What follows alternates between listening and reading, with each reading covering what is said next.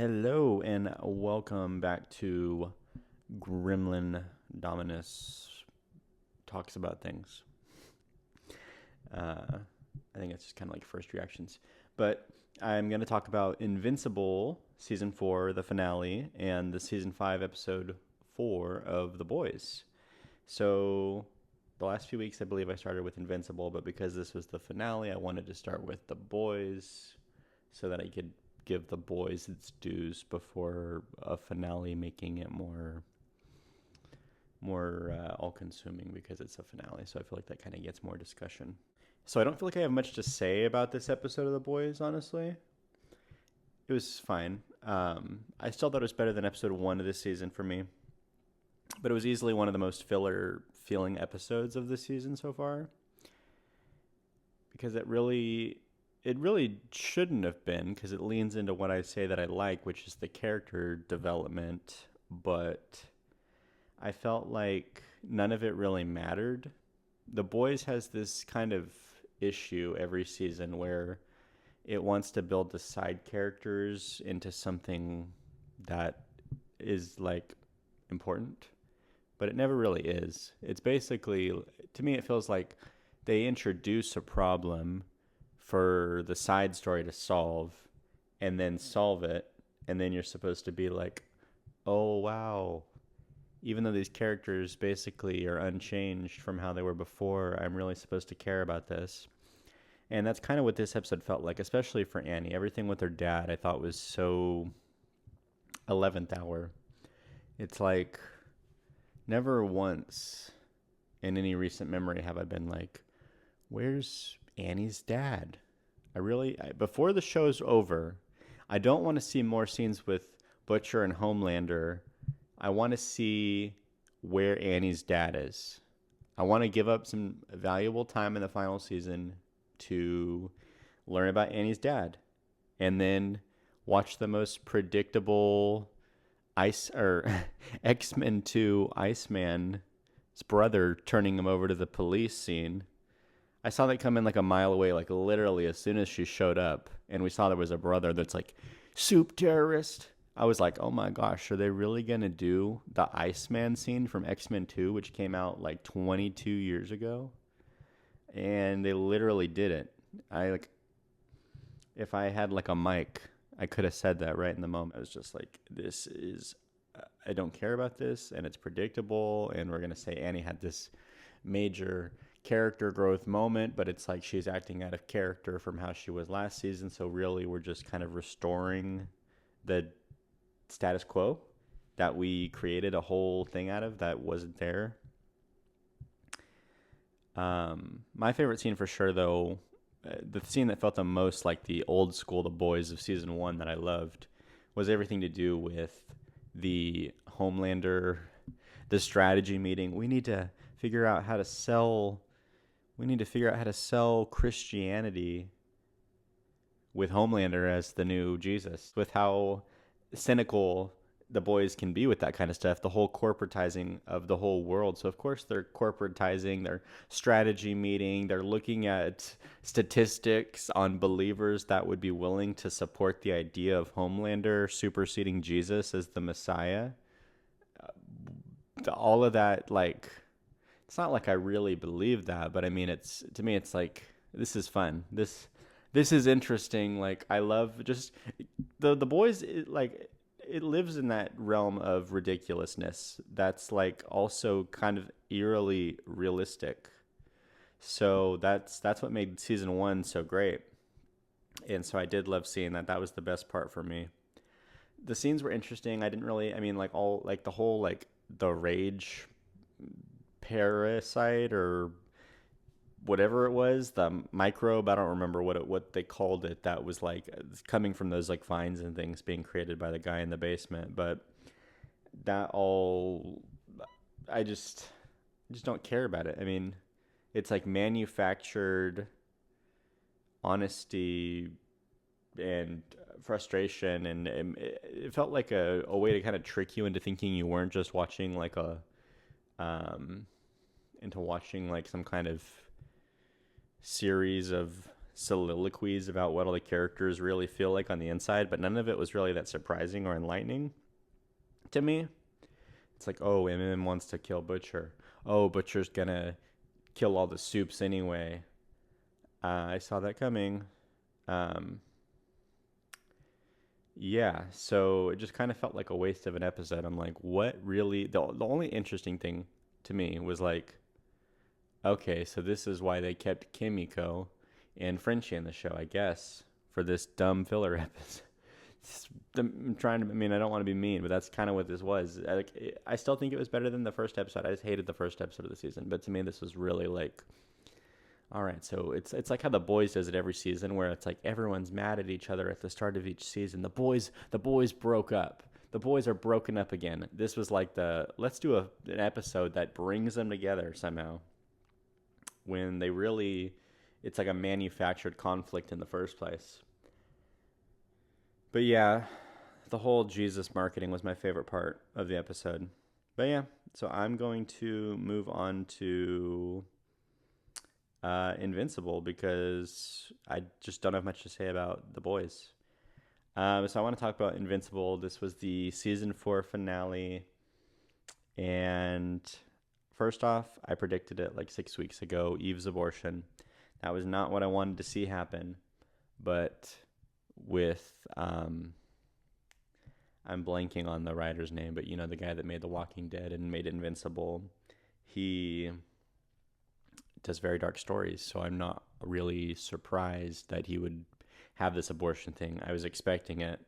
I thought it would be cool. I was like, maybe he'll want to do a pregnant or like a superhero that becomes a dad, because Spider-Man never gets to do that except for the more recent alternate universe stories because of the whole no MJ wedding reveal. But we didn't get that. We got the abortion. And I wasn't too surprised by it. I would have preferred it didn't happen, but I wasn't too surprised. But the thing that did surprise me was the weight gain for Eve. That, honestly, I won't talk on it too much, but I felt like it was distracting for the episode. In my mind, it's like, yeah, the weight gain makes sense for Eve, but to me, it felt like too extreme a swing in the other direction. I felt like there was like a middle ground between the size that they made her and the size that she's been the entire series. And I feel like I more realistically could have believed a middle range and even been like, oh, okay, I'm cool with this. Like, okay, they want to have Eve be a bit curvier. We'll do that going forward. But I don't know, I felt like they went to a very extreme swing in the other direction with her character design, and for me it didn't work. I also didn't like how Eve just tells Mark, oh, the abortion, it's because you were going to be gone and I didn't know if you were going to like survive in the war and you left me. And Mark's like, I'm so sorry, this is all my fault. And it's like, no, Mark, people die. There's people that are pregnant that have like military spouses. This isn't it's all your fault. It doesn't automatically. I mean, I'm not coming down hard on Eve either. I'm just saying I feel like it was a little too cleanly. The buck was a little too cleanly passed to Mark, and I didn't like that. I mean, like, ultimately it was Eve's decision, so I feel like she yeah. I do also feel like they kind of tried to sidestep that the weight gain was because of the abortion, but in my headcanon, at the very least, it definitely was. They said she just hadn't been working as a superhero and had been eating what her parents eat, but it's like, you're definitely depressed because of the abortion. You're definitely like emotionally in disarray because of the abortion. But yeah, that was honestly like the biggest thing that I had to comment on for most of the episode. It was a lot of just talking and fake out deaths that I feel like undercut those characters really dying in the future if they do, because now we've seen them die once and it was just like an emotional manipulation that didn't really go anywhere. But the ending was the best part. The ending was the part that I was pleased with. They went for like the super dark, realistic outcome that I would like to see. That feels very in line with the work of this author of the comics. Because I have read like a majority of the Walking Dead comics. I never finished them, but I read, I think I had like 30 issues left. And I really liked them. From what I've heard, Invincible, the TV show, is like way better than the comic. I don't know. Don't spoil the comic because I haven't read it, but it makes me not want to read it if it's so much worse. But I hear Amber isn't like she was in the show, so that makes me happy. But yeah, so the ending was really good. The Viltrumites, they're like space supremacists, and having that like option where it's like, oh shoot, you gotta let them live among you, and they'll probably come after you one day, but you can probably guarantee that they won't until like your family's died out. So it'll just be you, Mark, that has to deal with that, and there will be like 200 of them by that point, maybe more. But I liked that. I thought that was such a dark ending. It's like Mark's so traumatized, but nope, you don't get to deal with that trauma. You're gonna have to live with that. You're gonna have to keep that with you. And then it really bothered me that Paul was just dumped off camera. Just doing that all off screen after we had them all like moving in together and looking for a place the last time we saw them. I think the point was to be like, oh shoot, Mark missed like so many important life stages or life moments because he was gone, to really make him feel guilty. But I still think as an audience member, that's something that we should have seen. Though I am very much rooting for Nolan and Debbie to get together, and I think that's kind of obviously where they're going. And I would be disappointed if it's like a fake out where it never happens, but knowing the author, it probably is a fake out where it never happens. And I'll accept that, I suppose, but it wouldn't be my favorite. And then we had the post-credit scene, which didn't really worry me at all. It's like, ooh, the virus can kill humans. Ooh, Thetis was going to be like a season 5 villain had they won. I predicted that. I felt that already last week, so I'm not like, oh my gosh. I knew I was happy that he was gone. Sorry, my TV's playing like an ad for Daredevil Born Again Season 2. I watched one episode of that. I absolutely hated it and never watched it again. So I forgot that was even a thing. I didn't like Season 1 either. But anyway, so I guess that's why I'm not covering that show. If you're like, why aren't you covering that show? My currently zero views people I'm talking to in the future once I have that.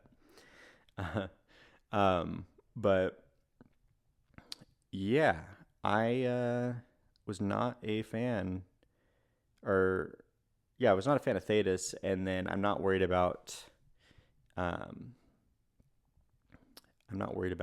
It's like Alan's not going to go and kill all of humanity and Mark. But then I did have the thought while I was kind of collecting my thoughts after watching, like maybe they'll do something where it's like, oh, we've built up Alan as Mark's friend. He even had like Alan, the alien episodes. You guys love Alan. It's Seth Rogen as Alan. And then the big crazy twist be that like Alan's girl dies and he loses everything and he just goes crazy and becomes the main villain. And it's like two people with the same intentions but different ways of going about it. That could be cool. That could be like a final villain as Alan would be kind of a crazy twist. And right now I don't feel like that character development is believable at all, but there's still, I believe, 4 more seasons, so I'm really excited to see all where it's going. And yeah, to me, both of these episodes were kind of like fillery. The Invincible episode was much better than the Boys episode. I at least believed that the character development of the Boys is going somewhere long term, while I felt like the character development in the Invincible is going somewhere long term. The character development of the Boys is not going anywhere, I don't think. I just basically liked that boardroom scene and all like even though I'm a Christian, I don't really feel offended. The Boys is so over the top that I'm like, I don't really care. I just think it's kind of funny. It's kind of funny to see what the other side thinks. And they're still doing the Jesus thing, which still, because Trump just did that last week. It feels so timely and funny that they got him. They got him with that one. Um, but yeah, I that's kind of all I had to say. I think the boys episode was like a 7.5 out of 10. I mean, I think the Invincible episode was a 7.5 out of 10.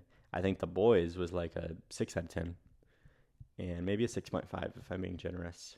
The Invincible season 4 overall, I feel like was probably my least favorite season of Invincible, but I still liked it. I just didn't feel like much happened.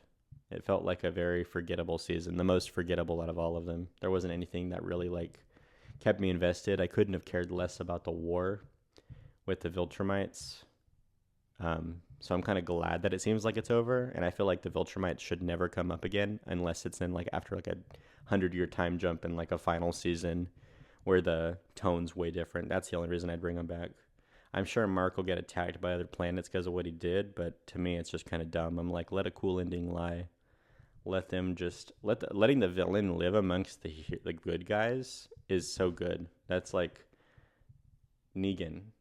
I'm like, yes, let's keep that. Let's just keep that as it is. Let's not mess with it. Let's not rock the boat. No need to go back to the Viltrumites now. Let them do their thing. But yeah, that's all I got to say. Those are my thoughts. Let me know your thoughts. Peace.